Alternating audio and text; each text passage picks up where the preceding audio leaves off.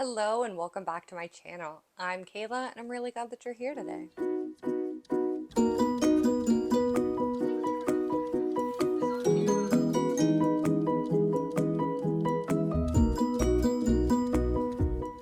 Today I wanted to get into my April already read books and then my May to be read books. I know that we are probably about mid-month at this point, but I'm doing what I can.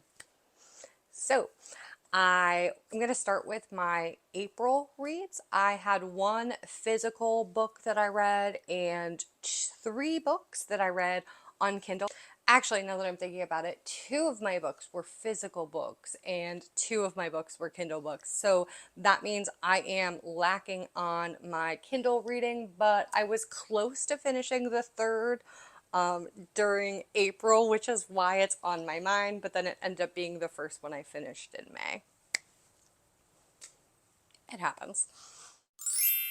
Ah, yes. So here is the stack. I was correct. I was wrong, and then I corrected myself. I had two physical reads this month, and then two on the Kindle Unlimited. And I'm going to start with In 5 Years, which is actually the first book I read of the month, I want to say. Wow, wow, wow, wow, wow. I bought this book because I was looking for a little something different. I read a lot of just light, fluffy, happy, spicy, romancy books, and this one isn't that. This is about Danny and her friend Bella. And as Danny lives a life that is by the plan, by the rule, and she is just really a type A type person. Then she has this best friend, Bella, who is throw caution to the wind, excited about everything, always on another whimsical trip, always, Danny thinks that her best friend Bella lives head in the clouds. And they set this up like it's going to be a romance novel. What happens is on the night of her boyfriend's proposal, and this is on the back, so I'm not spoiling you, she falls asleep and she has a dream that's 5 years in the future. And she sees all of these things that give her pause, lots and lots of pause. And this is a very, very realistic dream. Danny wakes up and she cannot shake this dream. She has determined that this has happened. And it's about her life and her friendship and how she comes back from this dream. Wow, wow, wow, wow, wow, wow. I'm a person that likes to be emotionally taken away by a book, and this one absolutely did that one. I cried. I cried a lot more than I thought I was gonna cry, even as I kind of saw the writing on the wall of where the characters were going to end up. Just, wow, it was just fantastic. The other thing about this book is that I absolutely sped through it. If I would have started it earlier off in the day, I would have finished it. I was about at the last, I want to say 75 pages, and I was getting tired, and I wanted to make sure that I did this book justice, so I stopped it. I don't even know how I stopped it. I think I was like nodding off, and I was like, okay, I need to actually go back and read this because it was just that good. It is one that I will read again. I think it's one that I need like time, and then it will emotionally punch me right in the gut again. But if you like a book that makes you cry, this one right here. If you're looking for your next read about friendship, this one right here. And she also has another book. Rebecca Searle, Searle is her name. Cyril. I grabbed it and I was like grabbing new to me authors, or what I thought were new to me authors, and then I went and I checked my Goodreads and I realized that I read her debut novel in 2012. So these are her new coming out. One Italian Summer and The Dinner List are the other contemporary reads of hers, and The Edge of Falling is the one that I read, I believe, when I was a kid. I will have to go back and check that. But yeah, so In 5 Years, absolutely need a tearjerker. Check this out. I would say it's a beach read, even though you might cry. Sometimes I like crying on the beach. The next book I read was on my Kindle. It was finishing up the series, the If Love series. So If We Were Perfect by Anna Wong.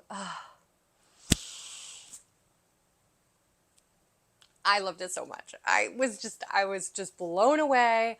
I don't know if this was my favorite or if the third book was my favorite, honestly.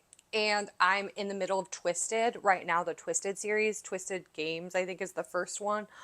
And there are little crumb mentions of, like, they talk about Crumble and Bake, which is Sammy's bakery, and absolutely just loved it. This book is about Sammy and Olivia. They are exes and they are in a forced proximity situation where, when her apartment floods and she doesn't really have anywhere else to turn, Sammy opens his home to her, and you can guess what happens. What I loved about this book is that it was the fourth book of a series. So it had all of those plot points that you were expecting, but I felt like it also had plot points that I wasn't expecting, which is a big thing for me as a reader, as a lifelong reader.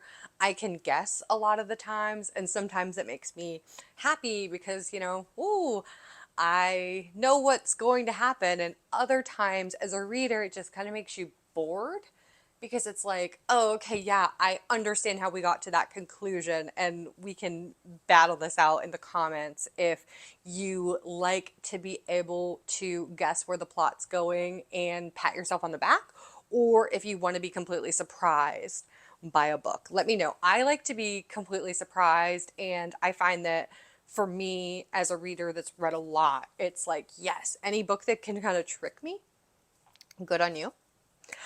So yeah, like I said, it had a lot of the elements I was expecting, but it had elements I wasn't expecting. I thought it was just enough of the bouncing back into the other world. For me, as a person that likes to read series, the reason I want to read series is because I like the world that the author has created. So if I'm already liking where the characters are at, I'm going to want to keep reading about them. Some of my favorite series actually don't switch characters. So the first two books don't switch female MCs, but the second two do. But I still found that they were good reads. All of it was good. I also thought that, just thinking about the series as a whole, and I will do a whole video about this series. I need to, but thinking about the whole series as a whole, Anna did a really good job with her time jumps and making them seem realistic. And you're taken from these kids when they are at a study abroad, which, as a thinking about a plot point, that was a plot point that for me, I went study abroad, God, a lot of years ago. And so I was really interested to read about other kids going on their study abroad and then seeing them get to grow up, maybe even grow up in a little bit of an unrealistic way. That's always the fun thing, seeing these like 27-year-olds that are just like, billionaires. They have all these companies. And I'm like, that's that's fun. That's realistic. That makes me feel great. But no, I just really enjoyed this one. I will continue on reading all of Anna Huang's works. I have started the King series. I think The King Agreed was the first one, and King of Sloth is the fourth, which actually just came out.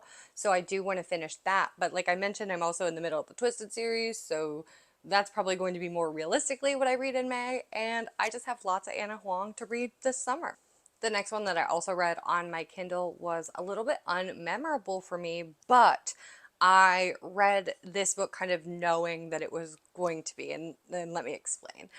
So it was Playing Dirty by Tori Baker, and it is a part of a series, the Billionaire Playboy series.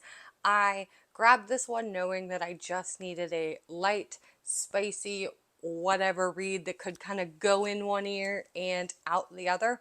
It's a little bit of a shorter book, which was good.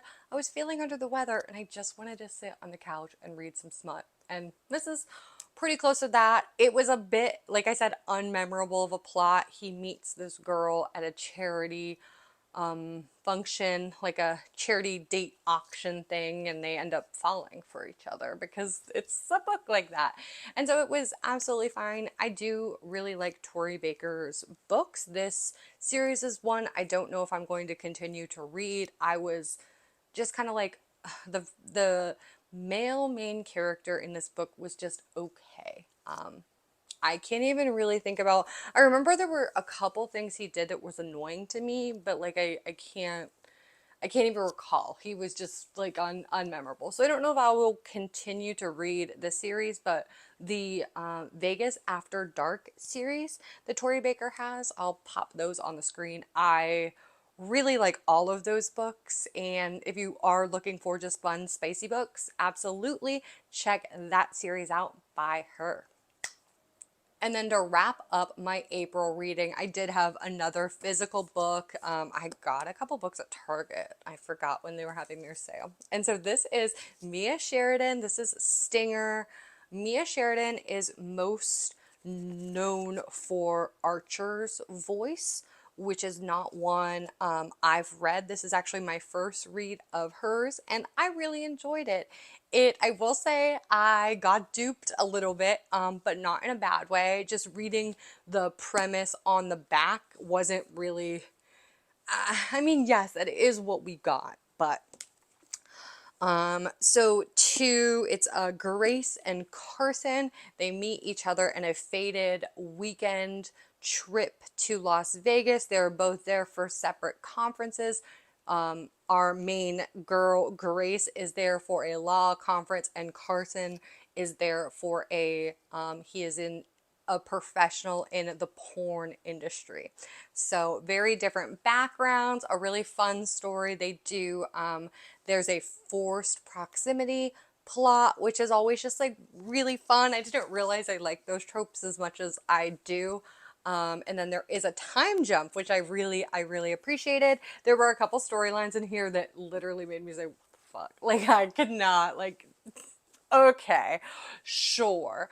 But also that's the fun of a book. So I did enjoy this one. Our female main character wasn't my favorite, but also I've read a lot worse. So Grace, I found that she grew up some. It is weird. Here is going to be my little spoiler for these two books. So if you don't want to have a spoiler, bump around about, give yourself like two little skippies there. Give yourself some 30 seconds. So what's funny about these books is that I read them both this month, and both of them had tropes of broken engagements. So there's a broken engagement in this one, and there's a broken engagement in this one, which is just like, just funny to me that I ended up with both of those books this month. So I guess broken engagement was my trope theme of the month. So spoilers over. Thanks for coming back.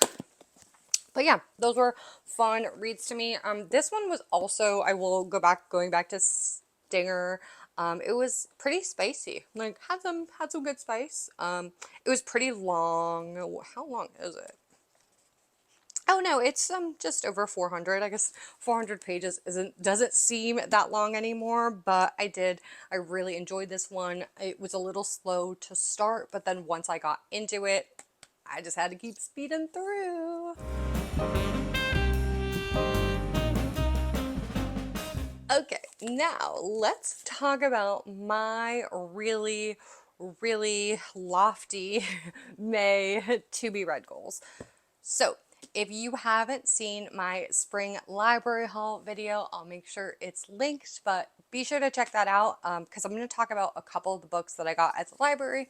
And as you know, you got to return those ones. So I definitely have to read those this month. I am starting off with Meet Me at the Lake by Carly Fortune. I'm really excited to get into this one. It's one that I've seen all over. I find it to be one of those book talk books. I've never read Carly Fortune before. Just really excited. This seems like your typical beach read. Fern is our main character, and she is going to go take over her mother's lakeside resort. So excited to see where this one takes her. Next up, I have Girls with Bad Reputations, and this is by Zio Axelrod. This is actually the second book in a series. It's the series that surrounds the Lilies, which is a girls band. So the first book in this series is The Girl with Stars in Her Eyes, and I haven't read that yet, but those are two different female main characters. So I'm going to start with this one and see how it goes. And then I also have Florida Woman by Deb Rogers. I'm really excited to go into this one. Our female main character is in a little bit of a sticky situation, and in order to get herself out of jail time, she goes to work at a wilderness uh, resort with, not resort, but wilderness habitat with monkeys. So I'm really excited to hear about all of the scary fun Florida things that she finds. And then a book that it's hilarious that I need to put this on my TBR, but this is Without Merit by Colleen Hoover. And fun fact, this is actually a signed edition because I went years ago with my friend Carly and we actually went to go get these books signed. I have 2 copies of it and I haven't read it yet, and it makes me feel like an awful book lover. So I thought this would be a really good month to pick this one back up and try to finish it. So it's going in my TBR pile. And then I'm also always trying to read books on Kindle. So I mentioned that I'm reading Twisted Games by Anna Wong. That's what I'm in the middle of right now. And then I'm also reading her King of series. So I finished the first one, which is King of Greed, and then I want to try to read the next one as well this month because King of Sloth, which is the 4th, actually came out this month. So excited to get into that. And then I'm also working on another video. So there's a couple other books on my to be read that are actually to be rereads. So how do you classify those? Are you reading, you're rereading them so they're in your reading list, but are they in your reading counter? Like, do rereads go towards your Goodreads book count at the end of the year? Does that make sense? What do we think? Okay, so the 2 things down in the comments that I want to know are, do rereads count towards your Goodreads tracker, or just like your regular, like however you track how many books that you've read? And the other thing I want to know down in the comments is that, do you like when an author, when you can guess what's going to happen in a story, and do you like to celebrate the fact that you can guess it? Or do you like when an author takes you on all of these twists and turns and you don't know where it's going to be and you get tricked? For me, I like to get tricked. Thank you so much for sticking with me. I really appreciate it. If you haven't caught my spring library haul video, please go check that out. I would love if you consider commenting, liking, and of course subscribing to my channel. If you like more book content, stick with me. It's going to be a great summer. Thanks.